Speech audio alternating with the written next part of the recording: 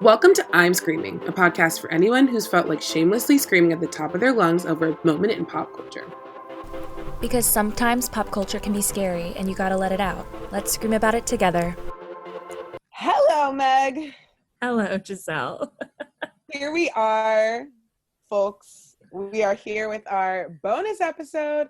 Hello, bonus episode. Bonus episode number 2, as the Emily in Paris season 2 announcement went.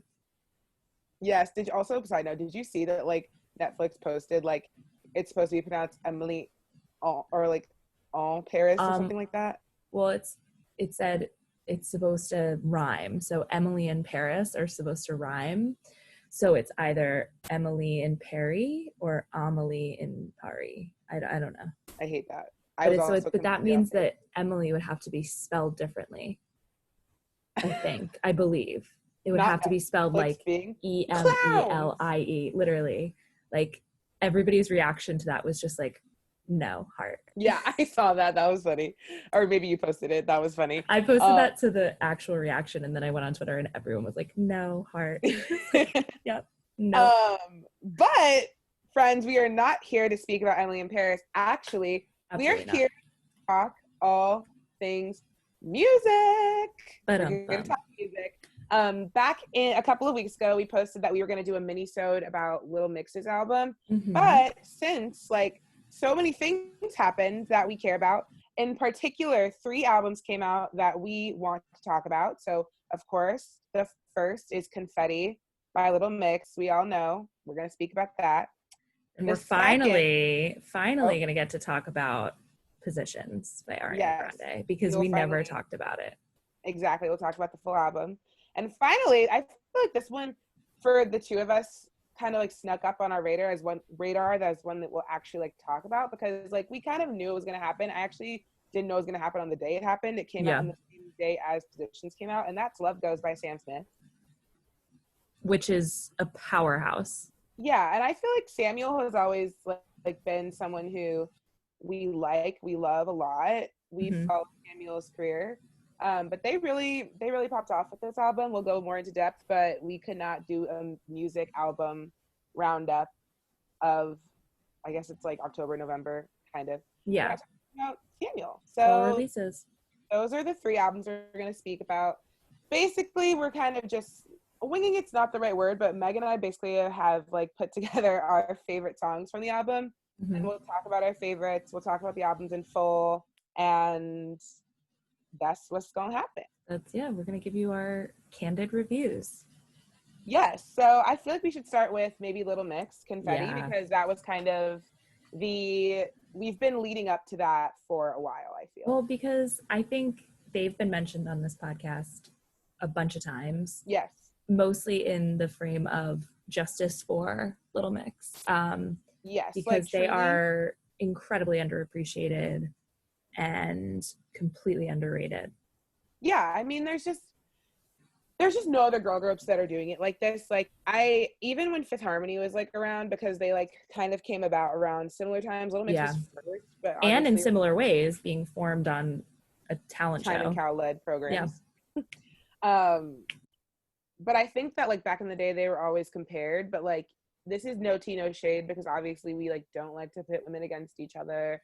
But in terms of just facts and talent wise, I think that Fifth Harmony, we always knew they could have careers separate of each other.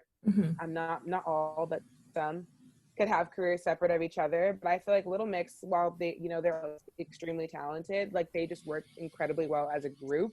Yeah, I have appreciated their journey. I think that they've consistently put out good music, but for some reason, America won't get it together, and they won't get on the train. And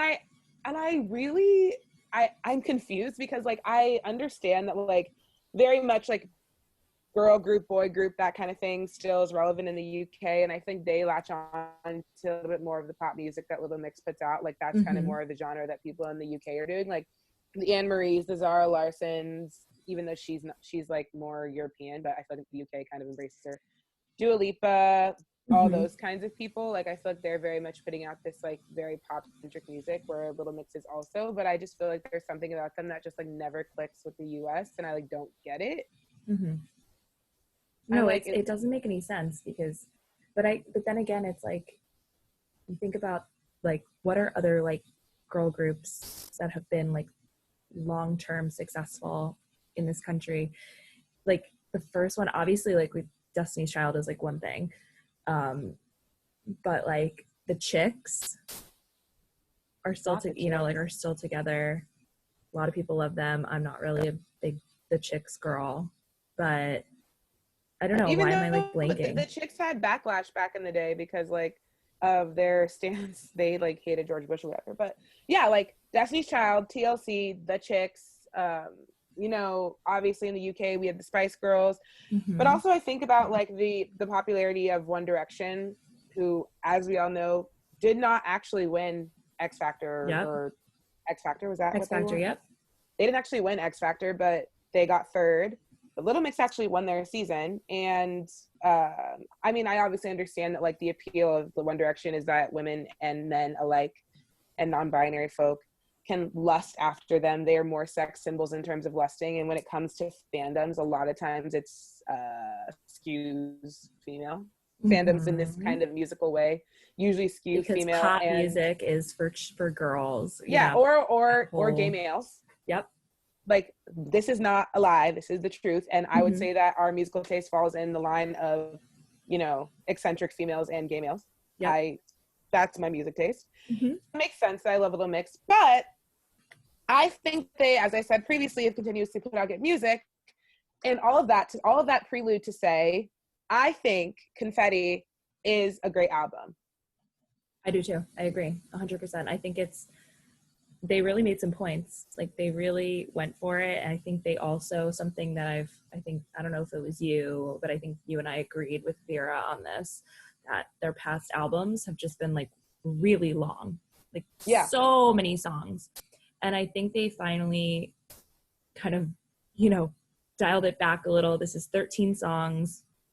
It's, you know, it's not too overwhelming. Also the fact that about 4 of the songs were released before the album came out. I mean, I've spent all of quarantine with Breakup Song basically. And we got Holiday in the summer, which was great. But yeah, I think it's maybe their most cohesive album to date. Agreed. And I think like this is their 6th album, which is also crazy. Which is wild. But I mean, that's the same thing that they did with One Direction. It's like album out every year. Like, it's just crazy. It's a lot. I know. But yeah, so, you know, their first album came out in 2012, and obviously we had like Wings and Move and those kinds of songs. We move into the Salute era, which, you know, I love. Iconic. Give us all of those things. Little Mix are the queens, I guess, now of the power anthem, like female power anthem right now. Oh my God, yes. Like no one is doing it like them. Salute, Power. There's another one that I can't really think of. The one they did, Woman Like Me with Nicki Minaj, Joan of Arc. Like nobody is doing it. Also, like I love throughout their albums, maybe not so much as on this album, but there's always been so much and so many messages of like body positivity and like loving yourself, and like it's not always necessarily like about romance and love and whatever. It's all about like, and it's also about friendship. So I think it's like they're unproblematic queens, and I feel like for some reason people find it hard to stand unproblematic people, because I continuously keep seeing people stand problematic people. Doja Cat, but we'll get there. But yeah, we'll get there. But I don't know. I love the album. I think it's great. I think that like it did what it had to do. Like when you think about Little Mix, they're gonna, as you said, Meg, they're gonna give you, you know, girl power ballads, bops, whatever. I actually think that this album had, they have one ballad on this album. Yeah, it was much more like upbeat pop bops than normal. Like a lot of times they have like 4 ballads on an album.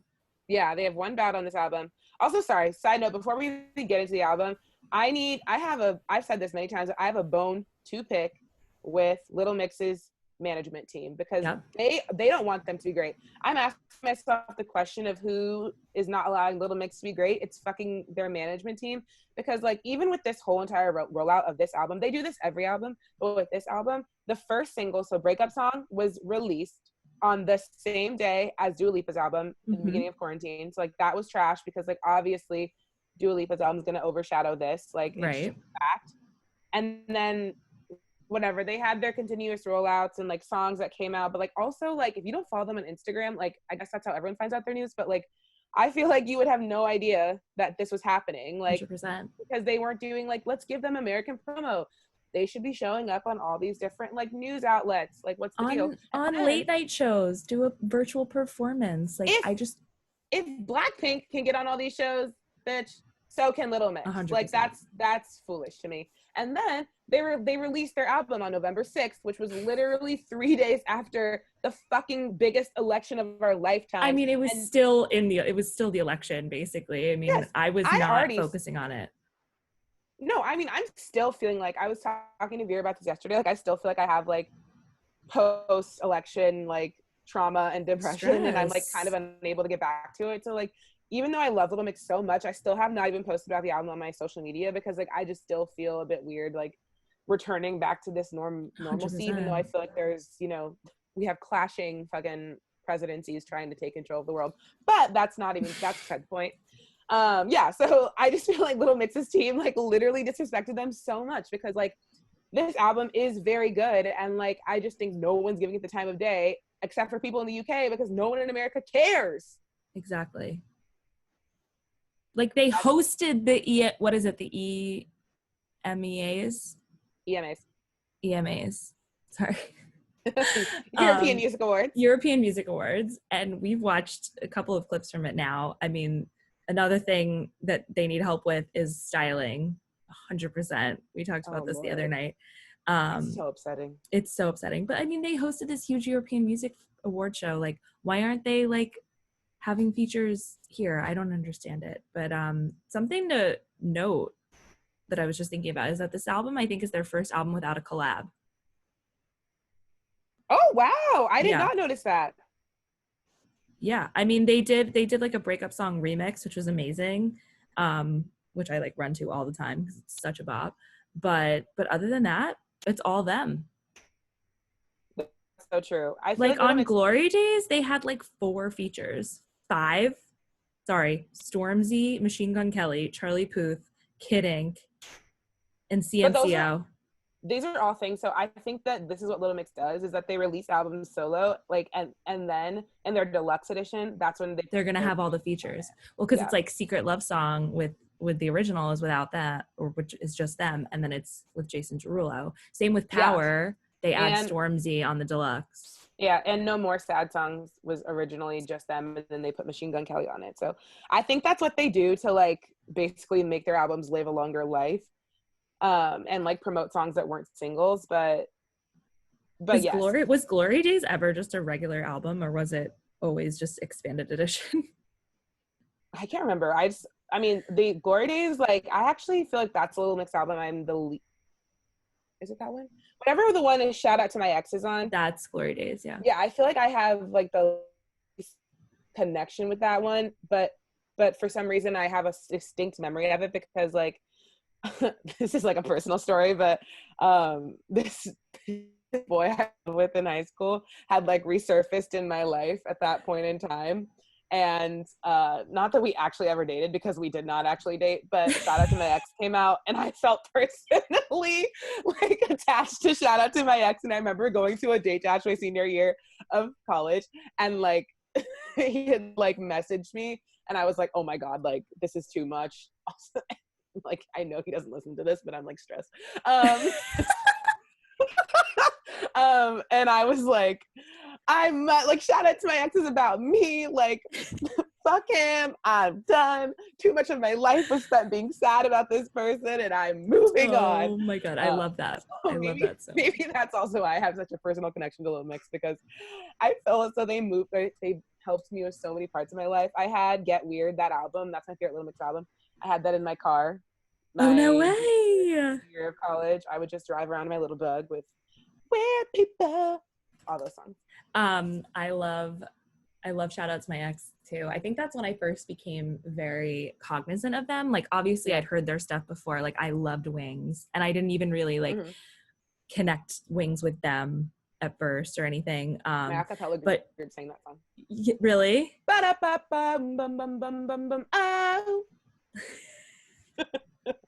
Yes, acapella. But I always think of that moment when Shout Out to My Ex came out and Little Mix did their like concert. It was after Perry and Zayn had broken up.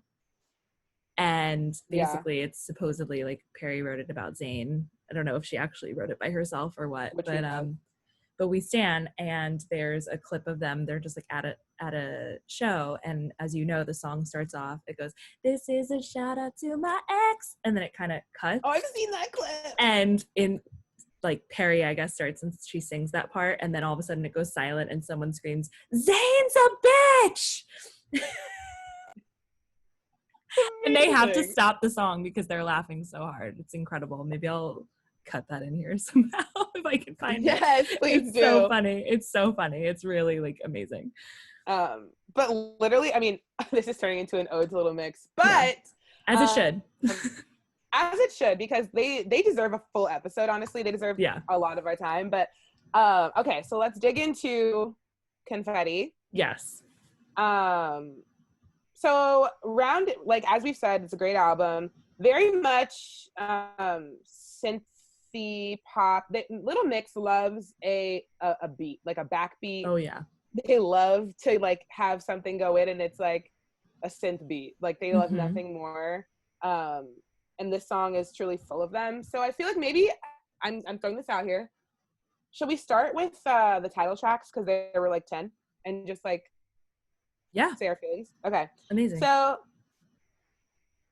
Little Mix released, and I'm not shitting you all, six title tracks, or like they released 6 singles before the album came out, which is a lot, but I feel like this was a very strong list of singles. I actually like every single one. Yeah, me too.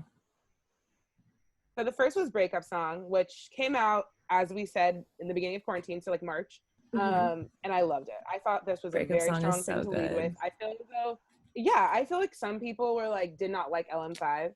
I'm looking at Vera. She didn't like LM5. I liked LM5, but this is a very different vibe, I feel like, than LM5. Like, I feel like they were trying, like, LM5 had more ballads. They had more, like, build songs that built. But I feel like this one very much was just, like, fast-paced going in. So, yeah, Breakup Song was great. And then they went into Holiday, which is, I mean, I'm gonna say it now, is in one of my top 3 favorite songs. Yeah, it's in mine too. I mean, the music video is disrespectful because the green screen is trash, but them as mermaids, it was just a choice that they made. It was such a choice. But it's a great song, I think. And then I think they released "This Is Another Pop Song About Falling in Love." That one. Which, like, at first I was like, this is just, after releasing Breakup Song and Holiday, it's like, okay, it's a bit slow. It was a bit down. Yeah, it was a bit of a drop down. Yeah, definitely. Like, when it comes on, I'm like, okay, like, this is, so, like, I'll just, like, roll with it. Yeah, it's definitely not one of my favorites, but it's not bad. No, it's not in my top, but it goes with the vibe as well. Yes. And then they hit us with Happiness, which actually is also one of my top 3. Really? I love Happiness. Maybe top 4. You know what Happiness reminds me a lot of, and this is a reference that you'll understand, I know, because you listen to them, but it really gave me Play vibes. Queens. We miss Play. I love that. We miss the Swedish ladies. I think it's Swedish, right? Yeah. If you don't know Play, it's the people who sang the song from Holiday in the Against the World. Yeah. Iconic.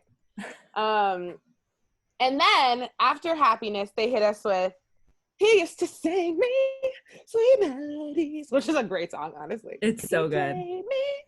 Yeah, I mean, the music video for that song literally deserves an award.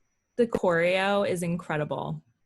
Yeah, and like I felt like in that song in that music video, Little Mix kind of was like, we're bad bitches, we're here to stay, we're not going anywhere, this is who we are. I feel like that's like the most authentically them. Like I feel like they're always like, they maybe sometimes struggle with writing the line of like, not that they were ever cutesy, but like I think they want to be sexy, I think they want to be taken seriously, but I think they have a hard time with doing that because they've just been around for so long, and also the way they started. But I feel like they did a good job of this one with just like giving us something that felt a little bit more elevated and a little bit more adult, but also sticking to I think Sweet Melody was great.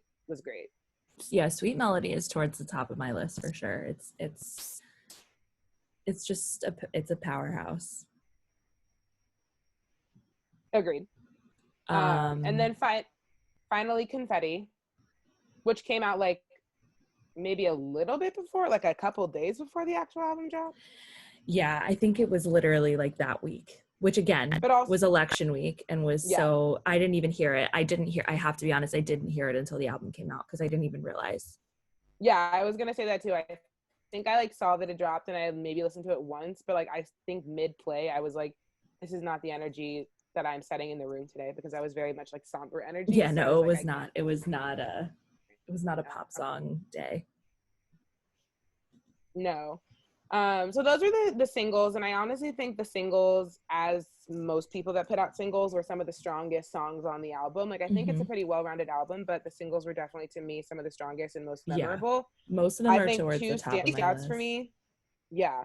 3 standouts for me on the rest of the album were, Gloves Up. Iconic. Like that is, if Giselle Smith had like a list of songs next to my name in the dictionary of that I would like on Jump, Gloves Up would be on that list. I knew it. I mean, we talked about this, but Gloves Up really did what it had to do. It did. And I think people aren't listening to it. I'm like, come on. This is a good song. This is what Little Mix serves to us. Just like pure unadulterated pop with a beat. Yeah. Like, with a metaphor, with a silly metaphor that you can apply to your daily life, you know? Always a metaphor. I really liked Rendezvous, which gives similar energy to Gloves Up. Yes.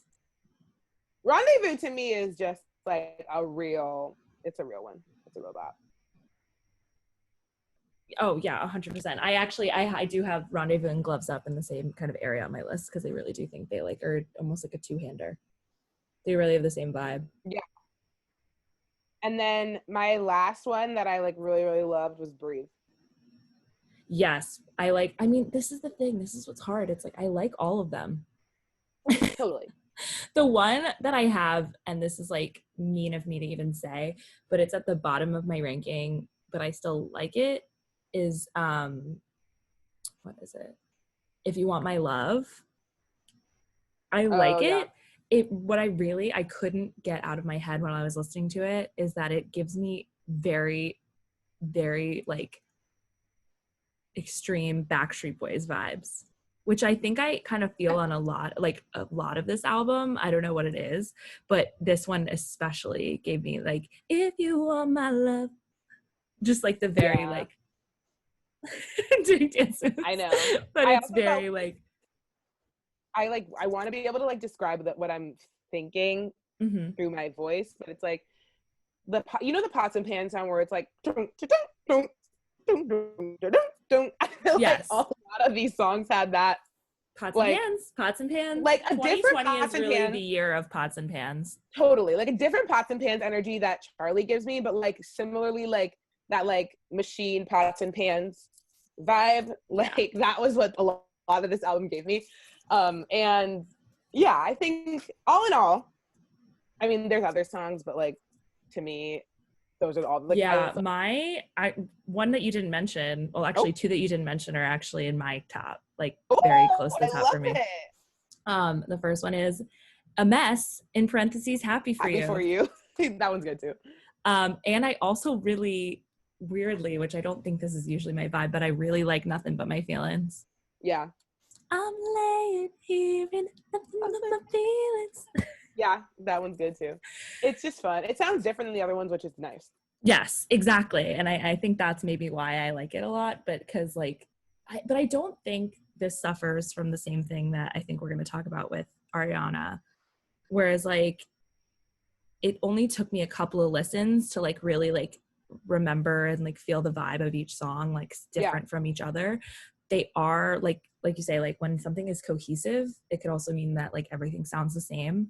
Mm-hmm. But I think each of them does have their like specific different like vibe to it. And yeah, I agree. And I think that's what makes it successful. I agree. I think if I were to rate this album on a scale of 1 to 10, I give it an 8.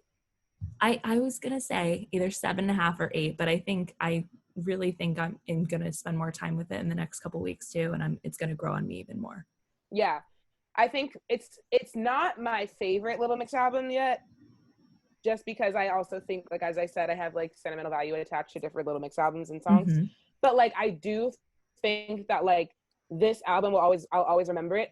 Especially the title tracks because like of the era we were in. Like I remember, like you guys know this about me and our friends, is like we watch music videos a lot, and I feel like Holiday was one that was like consistently in our roundup, and like all I feel summer. like, yeah, like all summer. And I feel like there's just certain songs that I'll think about of like this summer in quarantine, or like and yeah, like no, totally. like, Breakup Song is definitely, I think, going to be in my top songs of the year. Like I totally listened to it all the time at the beginning of quarantine. It was such a mood booster.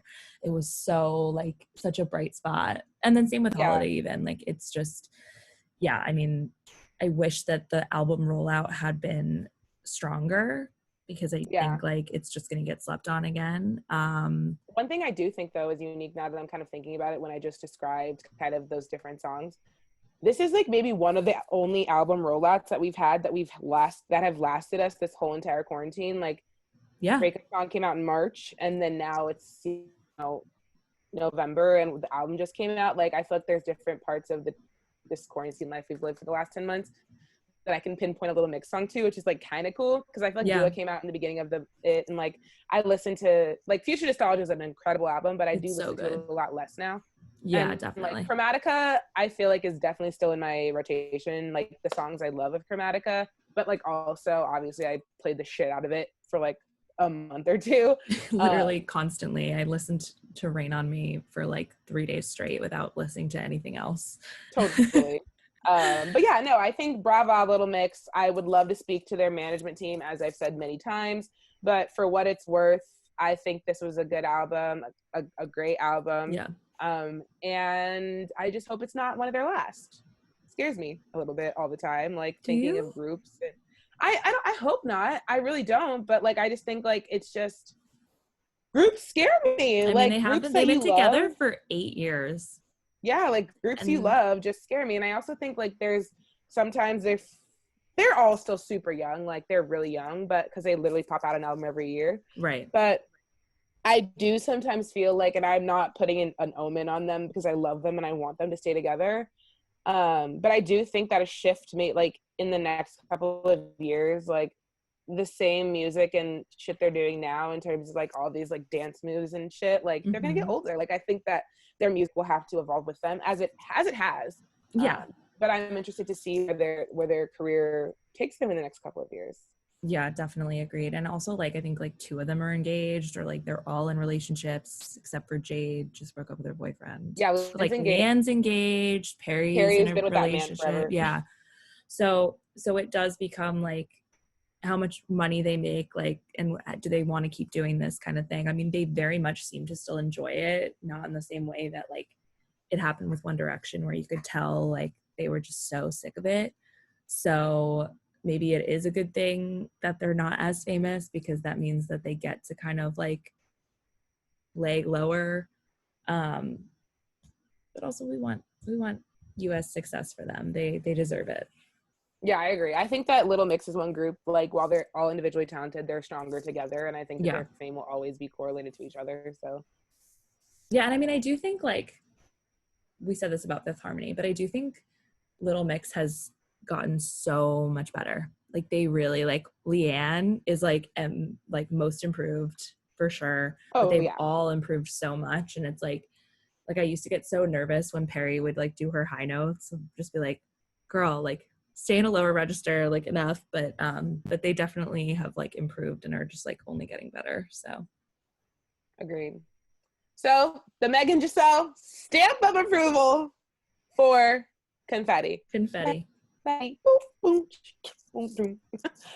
Okay, everyone. So that was our first album. And now we move into none other than Positions. And as you guys know, on this podcast, we don't have to say it again, but I'm going to. We are huge fans of Ariana Grande. Yeah. Meg and I we said it before, but if you're new to this podcast and you're finding us through this episode, Meg and I love her. Mm-hmm. Ariana Grande has been one of our top 3 played artists on Spotify for the year over the last, for me, I think it's been like 5 years. Yeah. Since I was in college, and I've been out of college for 4 years, so probably 5. Yeah.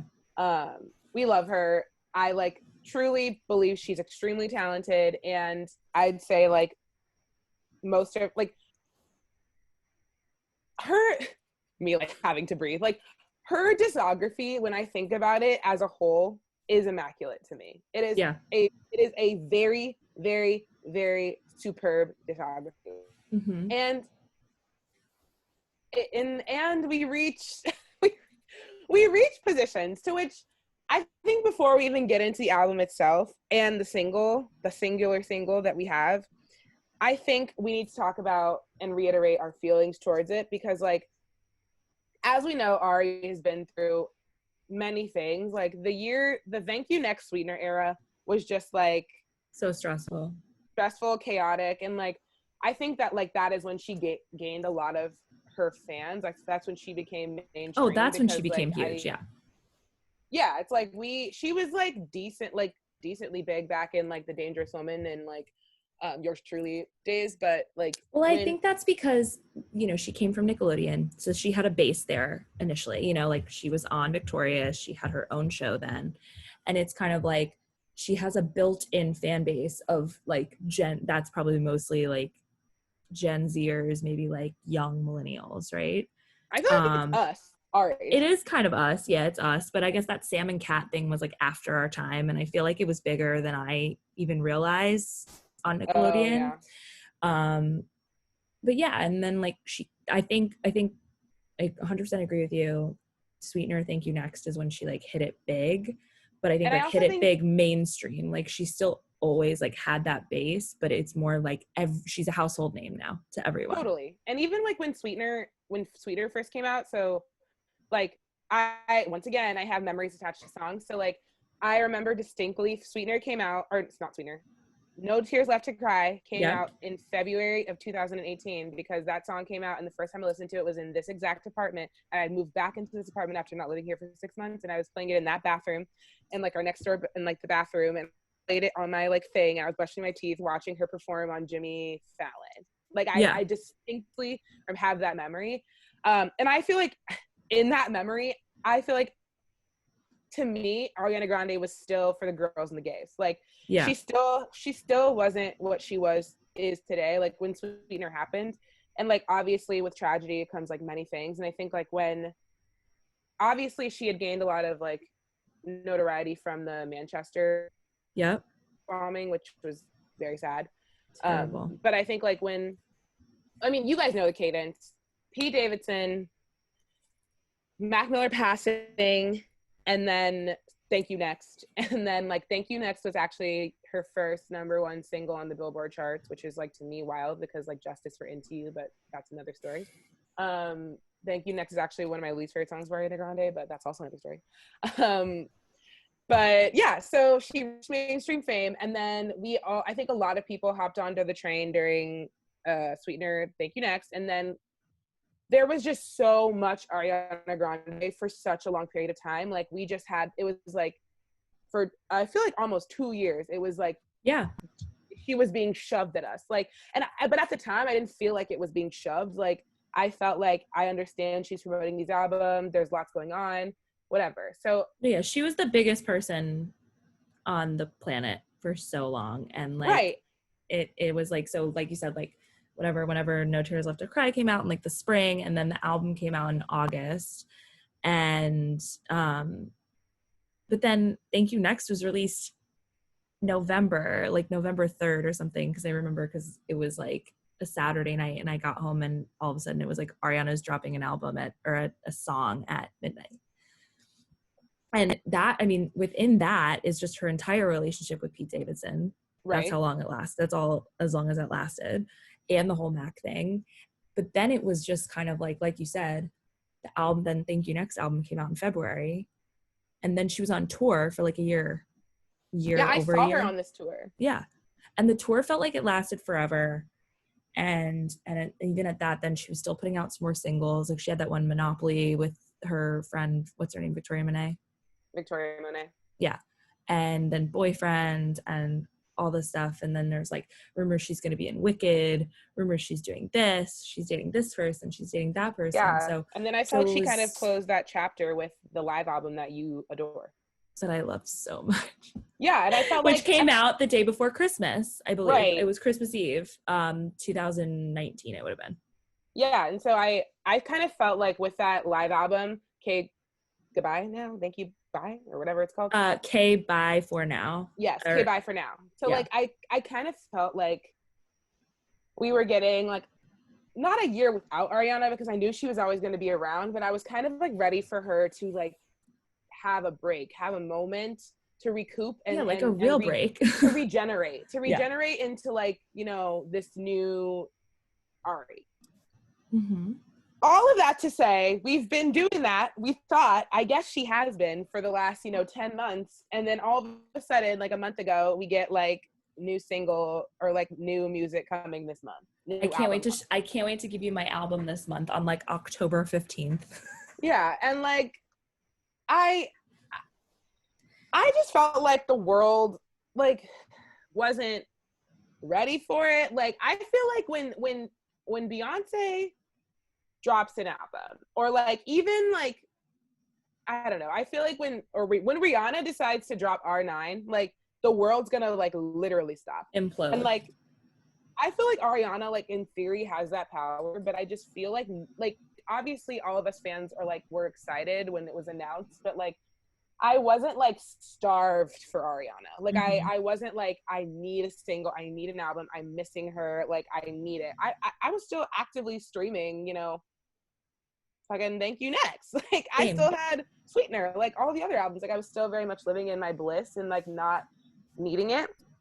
So whatever, the cadence is she says that, then we get Positions. Yeah. And like I said this a little bit on one of our episodes previous. Meg knows this too. Like I went into the Positions being like, okay, well, like listen to this song, we'll see how it is, whatever. And like, of course, I was like knocked upon my feet, like with that song. I love Positions. I think it was a bit of a roller coaster, the whole rollout of like feelings of whether I was going to be into it. Like both of us, I think you were going to be into it, or I was, like we were kind of on opposite ends of the spectrum, I feel like.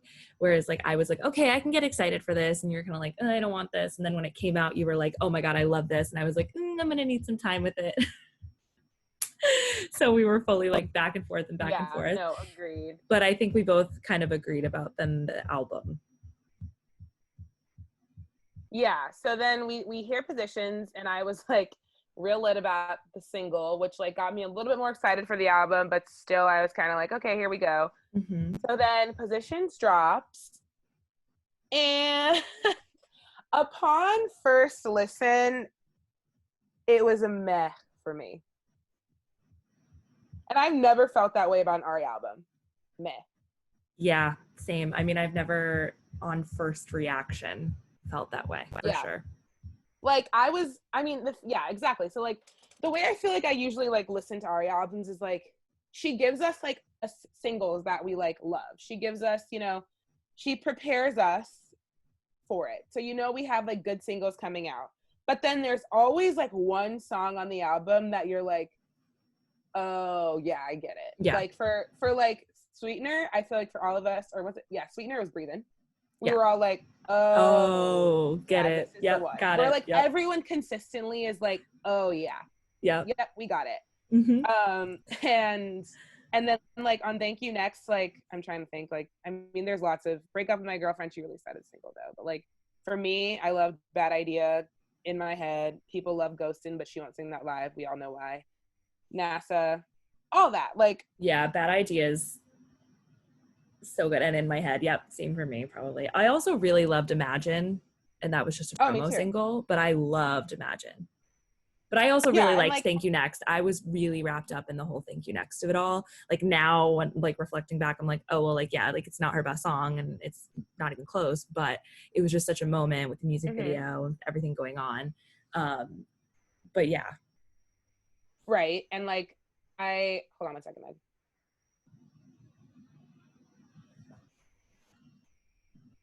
Okay, we're good. Exactly. And like also when I think back to like Sweetener, like if you were to ask me if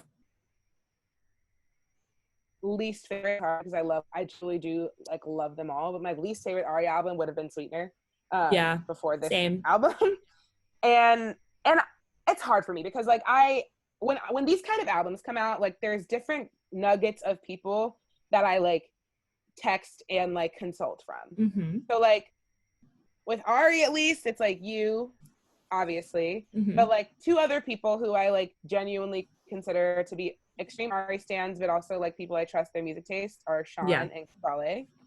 And they're also like Kubale is also the toughest critic. Like we have to have her on this because I can already tell. Yeah, I've never even met her, and I just know that. Yeah, and so like, but with the three of us, like when I was texting them individually, so Sean and I actually listened to the album together, and that morning it came out, like we were texting each other while listening to it. Sean also had similar feelings to me, being like, okay, like we didn't need it, but like we're excited for it. And we kind of were just like, I was looking through our text conversation. It was like, okay, like she's cute. Like that was like what we kept saying. Like she's cute, but she's like not revolutionary. And the thing is, it's like, it's not even because she was giving me R&B-esque, because like Ari's actually never really that R&B, but like a more R&B slanting Ari, like I didn't even think this was like the best she could have given us for that, because like I think about all the songs, like going through the album, I'm like, I this was my thought process. I was like, okay, shut up, okay, like okay, I'm excited, here we go. And then obviously everyone's obsessed with 34 plus 35, like whatever, it's a good song. It's like fine. I don't know, I mean, yeah, it's like in my top 5 of an album that's like to me a bit mediocre. Yeah. Motive with Doja Cat, which I think that was something I texted you the morning we were regrouping. I was just like, at least Motive is the worst song on the album. Yeah, it is to me. It absolutely flopped. Terrible. It 100%. Yeah. And whatever, I think that album or that song. And then Just Like Magic, I'm like, what do these even sound like? And I've like listened to it before. I know. Just Like Magic is very kind of its like own. Just Like Magic. Just like magic. Just like magic. Yeah. Okay. Yeah. Yeah. Yeah. And like, then I heard that and I was like, okay. And then I'm so goddamn tired of The Weeknd. Also, did you see today it was announced he was going to do the Super Bowl? He's doing the Super Bowl. Yeah. I'm like, who's subscribing? We also did not need another The Weeknd collab. No one needed it. I know, and we talked about this, and I was just so excited because I loved Love Me Harder, because Dangerous Woman is my favorite Ariana album, so I'm like, oh, that's not on Dangerous Woman, is it? No, that's on, right? It's on My Everything? No, it's not. It's on My Everything. Well, My Everything and Dangerous Woman are still kind of like hard to top for me. So those two, like, I really was like nostalgic for that. I think when I heard that the album had like R&B vibes, I was like, oh, like if this is going to be a Love Me Harder part 2, I'm here for it. Or like Best Mistake featuring Big Sean, like that is like the R&B Ari that I fucking the piano in the beginning of that song literally or even like me. Hands on Me, like that kind of vibe. I'm like, ooh, bitch. You know what's kind of an underrated one that I really like? I feel like it's Sometimes on Dangerous Woman. Oh yes. It's just, but so that I was kind of looking forward to that when I heard that, and then when I saw that it was The Weeknd, I was like, ooh, but this song is literally so boring. 100%. It's boring. Like that song, I truly can't remember. I know it's boring because I listened to it, but I can't actually recall the words to it in this moment. Same with 6:30. Can't recall the words to it. 6:30. It's just another one that sounds like all the rest of them, basically. Yeah, Safety Net with Ty Dolla $ign. Like, I like Ty Dolla $ign, so I mean, like, it's the best collab. yeah, it's the You best can say collab. that for it, but I do like Safety Net. Really, these Tripping, falling with no safety net. I do kind of like that one. I mean, It's kind of middle of the pack for me though. But again, like these are filler songs, and like this isn't like the thing. It's a for B-side me, album, I think. Yes, and the sad part is, like, I said this to you, like, at least Carly Rae Jepsen told us it was going to be a B-side album. She said this is B-side. Also, Dua's doing that. Did you see that? Exactly. Like, yeah. It's just not to the caliber that Miss Grande can give us. Also, like, I think she can give us better R&B art than this, to me. Yeah, 100%. I also just don't think, and I mean, this is something like oh no, sorry. Can you hear me? Yeah. Oh, okay, sorry. Like, I texted Emily, obviously, about this, and this is something we were saying back and forth. I was like, and I think I said it to you as well, or you said it to me. It's like, there's just no risks on this album. Like, and I feel like we're at a point with her where it's like, we know she can sing. We know she's an incredible artist. You know, we know that. But like, the lyrics on this are just so mediocre, so basic. And even like her vocals, as much as her vocals are pristine and good, it's just like, I just want to hear her take more risks. I want to see her get out of her comfort zone, get out of her little box. And I don't think that she even close to did that with this. And I thought, you know, I'm hearing that she's putting out this album. I'm like, okay, well then it must be good. Like, if she's rushing it out like this. Yeah. But it feels like, again, like poor management. I mean, I've said it once, I'll say it 100 times. Fuck Scooter Braun. But totally. I'm looking at the rest of these, and it's like, My Hair, Nasty, West Side. Okay. Love Language, I like more than the rest. Yeah. Positions, obviously, I extremely like. Yeah. I think that's why there was one single on this album, because there's only one single, because there is only one single. Like, I'm trying to make 34 plus 35 a single now, and I'm just kind of like, that's not really gonna fly on the radio, but okay. No, yeah, and like Obvious is fine, it's good. POV is like my second favorite song on the album. POV is my top 4. Yeah. And also, like, I've like, people know I do spin.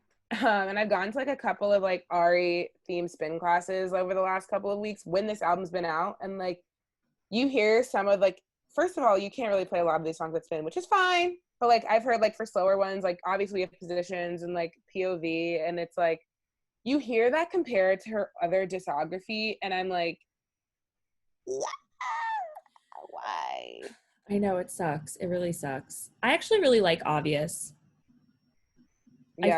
I feel like in the opposite way of the Little Mix album, which starts off with all of the singles basically and all the like really good songs, I feel like this album closes really strong.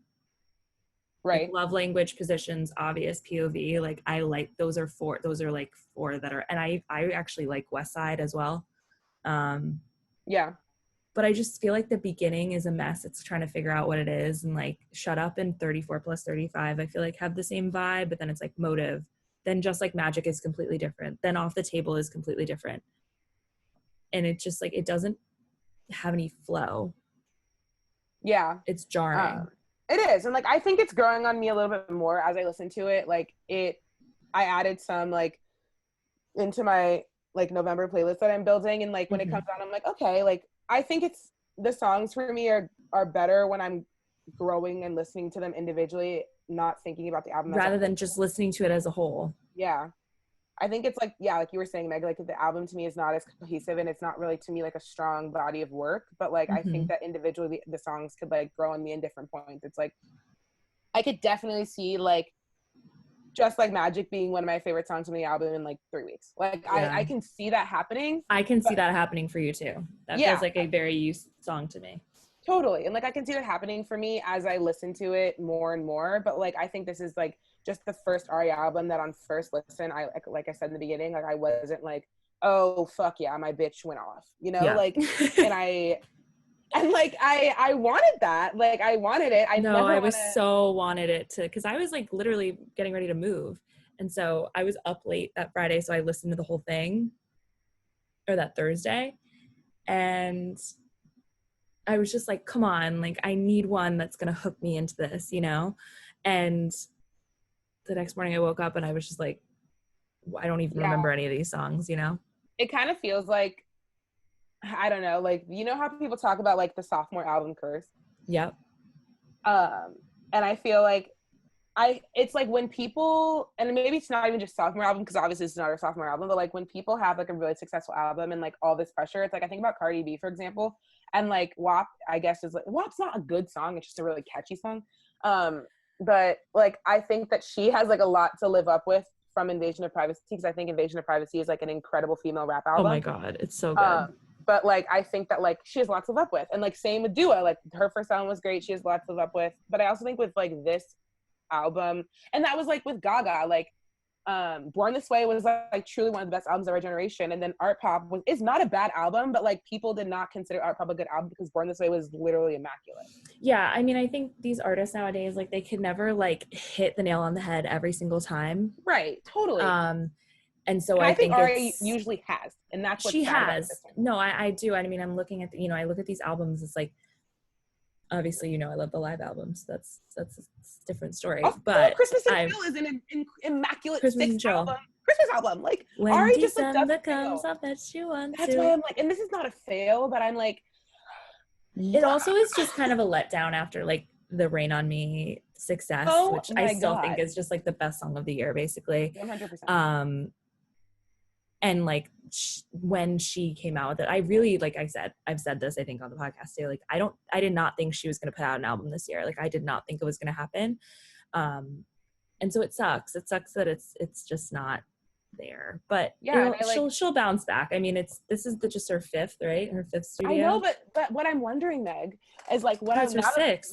My mind is turning, and I'm like, I do wonder, like, go with me, like when I was just mentioning Gaga, like you think about Born This Way, that was like the height of Gaga in terms of like popular culture. Like everyone knew every song on Born This Way, whether you were a big stan or you were just like a regular person.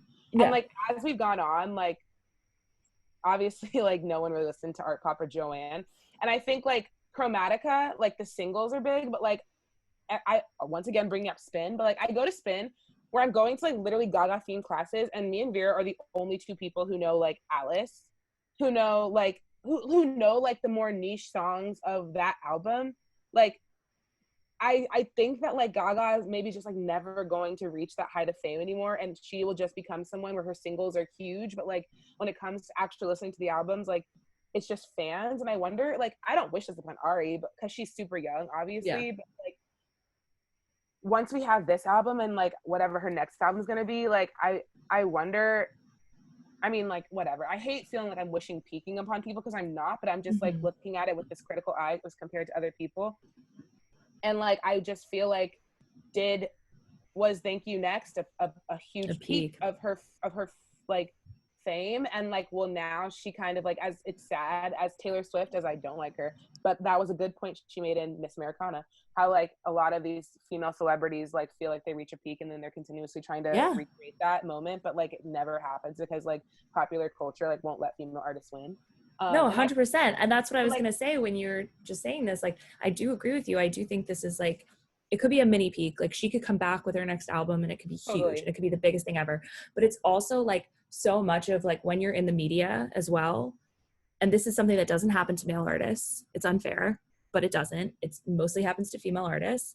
It's like something like Taylor Swift's 1989. She was at her peak of her popularity. The media was covering everything she fucking did. She was completely even I listened to that album. She was completely overexposed.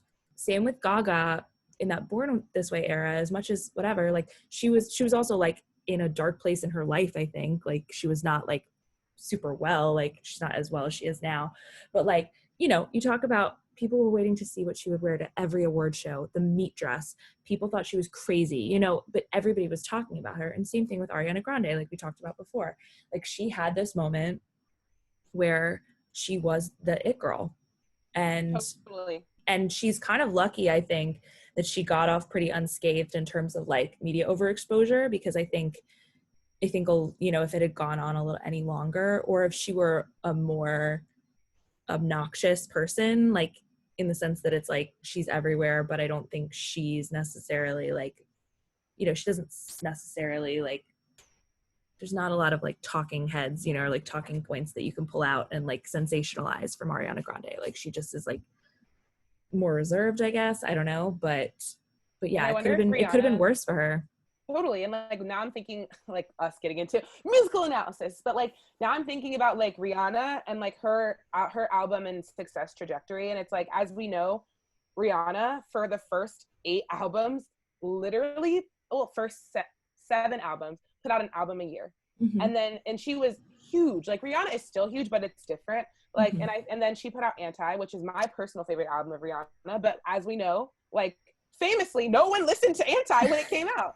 So then Rihanna was like, "Oh, you hoes think you're funny? Yeah, okay. I'm literally gonna go away for 4 years and do all this other shit, and then make you guys want me." Like, and that is, I'm like, is that the secret? Like, Rihanna has done everything else so that the whole entire world is patiently waiting for R9. That it's like a part of popular conversation. Is like maybe R9 will come and save us. Like Rihanna, literally, like people, she is a businesswoman, obviously, with like her whole Fenty empire, but like really, Miss Robin Rihanna Fenty is fucking smart, because she's gonna stop the world when that album comes out, and people are gonna be literally like, "Oh, yep, we get it." So shaken. She will literally create another peak for herself. That's mm-hmm. fucking cool. And like Beyonce, she does the same thing. It's like Beyonce goes away and like literally we don't know what the fuck she's doing ever. She's so silent.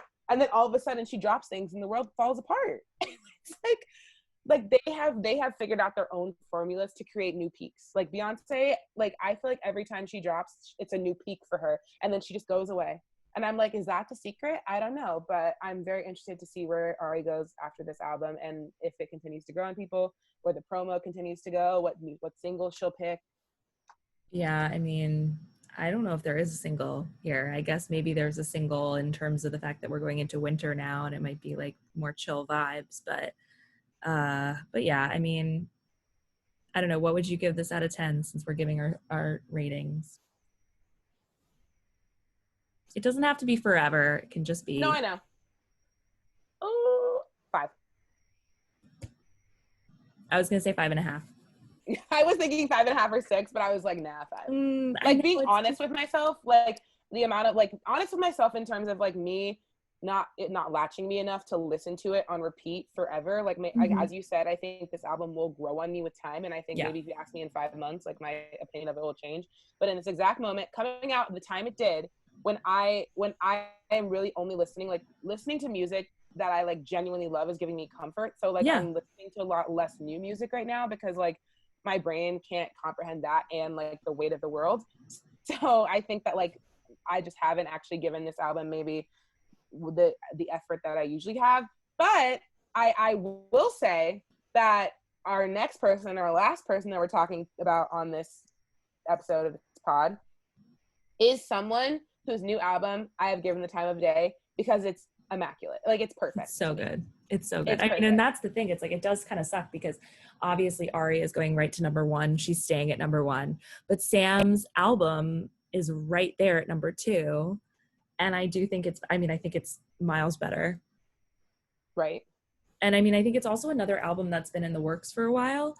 You know, if you think about the I'm Ready collab with Demi that's on this album, that was like beginning of quarantine, like May maybe.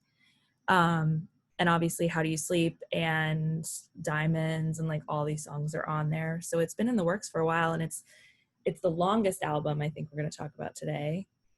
Yes. And that's because when it first came out, they had it like all together where it was like all 1 million songs. Yeah. But they recently split it up. So like album or like side 1 is like all the new songs, and mm-hmm. they put the 2 and then like the old songs that came out previously. Yes, which I like that they did that because I was very overwhelmed that morning, like Friday morning when you and Vera were like, you gotta listen to Sam's album. I'm like, okay. But there are a lot that we've already heard on here as well. I mean, I really can't believe they wrote this album about that guy from I was going to say Stranger Things, 13 Reasons Why. I know. Because it's absolutely a breakup album. Lots of ballads on here, but lots of ballads that I really like. Yeah. I mean, I have not felt this way listening to an album all the way through in an extremely long time. And like, when I listened to it, so like I had listened to Positions with Sean, and then I was like, oh yeah, like Samuel released an album, and I wasn't going to listen to it right then, but Sean was like, oh, should we just listen to that and text about it? And I was like, sure.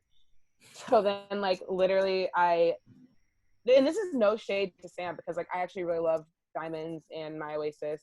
But I was like literally press play on Young, and I was like, oh shit. Yeah. And then Diamonds, obviously we've heard, and then another one came on, and I literally was like, I felt like tearing up. Like I was like, I'm ascending. Like Sam is someone who I feel like can make you feel emotion, and like I felt emotion in this whole entire album. Like I was like, this, like you can tell they put their heart and their soul and their foot into this album, and like it shows, because like it's just perfect. Like the beats, the way their voice sounds, the use of like features. We can just, if we want to talk about just, this is my favorite track on the album, which is the title track, Love Goes, featuring Labyrinth.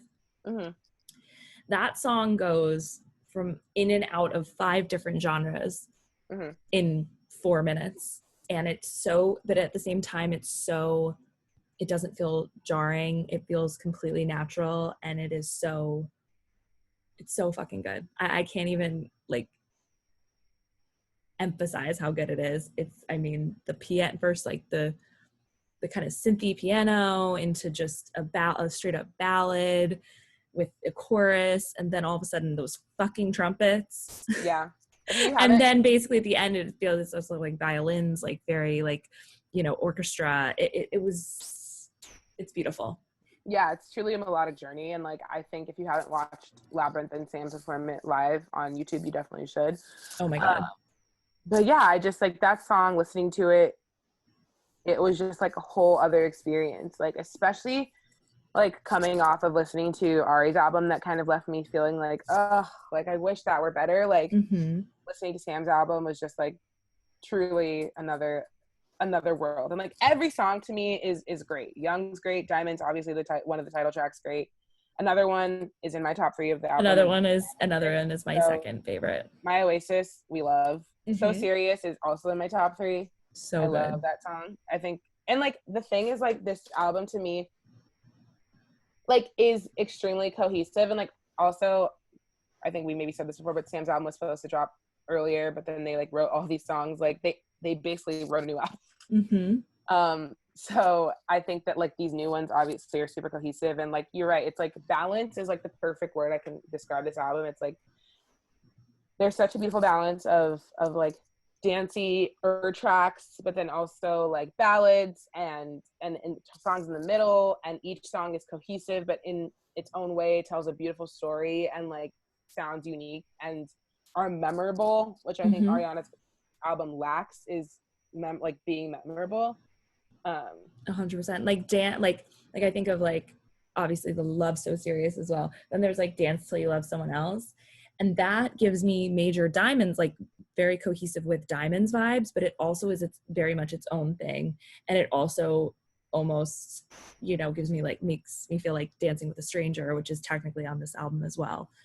So yeah, it's just they all connect in such a nice way. But yeah, balanced is a perfect word to describe it. It's so good. I've been telling you, I love Kids Again, and I also love Breaking Hearts a lot. Same. So good.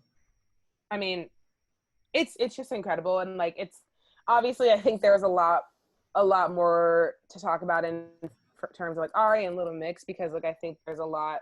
We've just been super fans of them for so long. There's a lot that goes into it, but like I think for this album, like it was just a beautiful surprise for me in a time that I feel like I needed it most. Like I found myself continuously over the last week returning to this album and just listening to it all the way through, because I feel like the emotions that I felt during this time the last couple of weeks has like in a different way, because like a breakup is a whole own emotion, but I think like the roller coaster that kind of situation takes you on is similar to a roller coaster I felt with our world. And like, I just like, music is so important to me in the way that it plays in my life, and like the way that songs can affect my mood. And like when I'm in a sad mood, like I want to listen to songs that mirror that, and like I just need that as a form of therapy. Like music is a form of therapy for me. So like I really just like felt, and I feel like I'll continuously feel super attached to this album. And like I wish I could personally thank Sam Smith for creating this beautiful work of art. And I think that Sam always has a beautiful way of telling a story and connecting to people on a way that's vulnerable and real that I think a lot of artists don't have,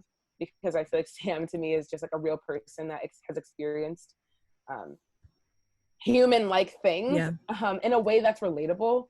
Yeah, I feel like they've never really given into the celebrity lifestyle, you know? Yeah.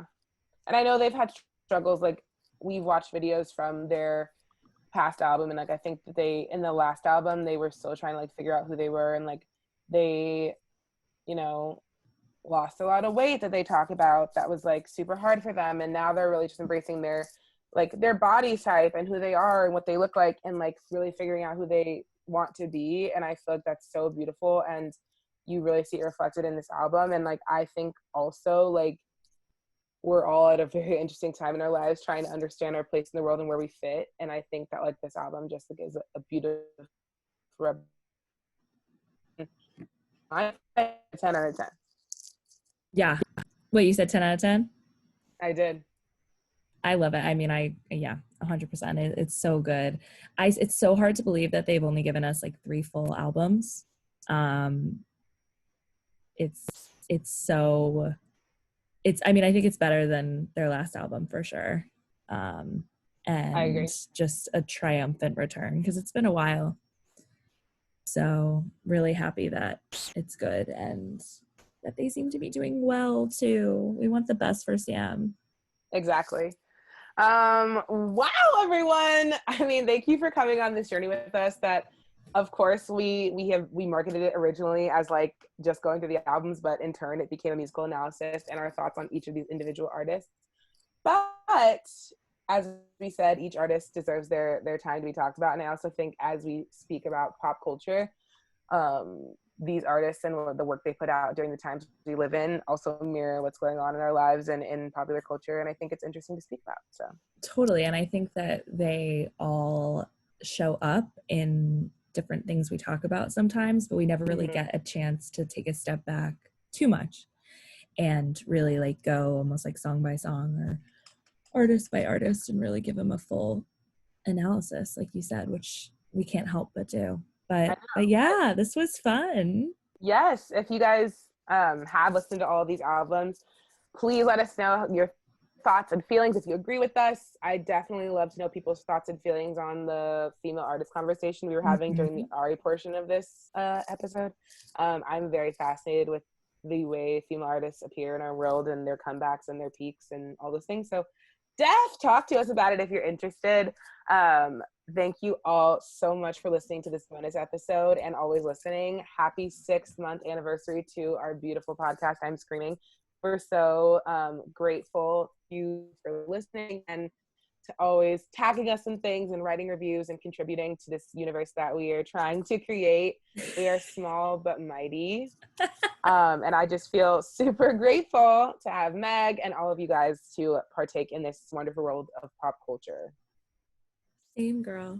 Love you so much. We talk about this all the time, but it is just, we can be having the worst day possible, and then we get on our little Zoom or we get together or whatever it is, and both of us feel like all of a sudden a jolt of energy to be able to just chat about all things pop culture. Exactly. I love it. But as we always say, leave us a review. Leave us a review. If you can, 5 stars if you feel that way, on Apple Podcasts. Make sure to comment, subscribe, and follow us on Instagram. All the beautiful things.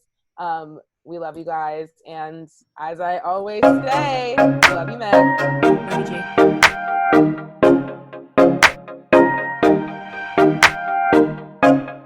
G.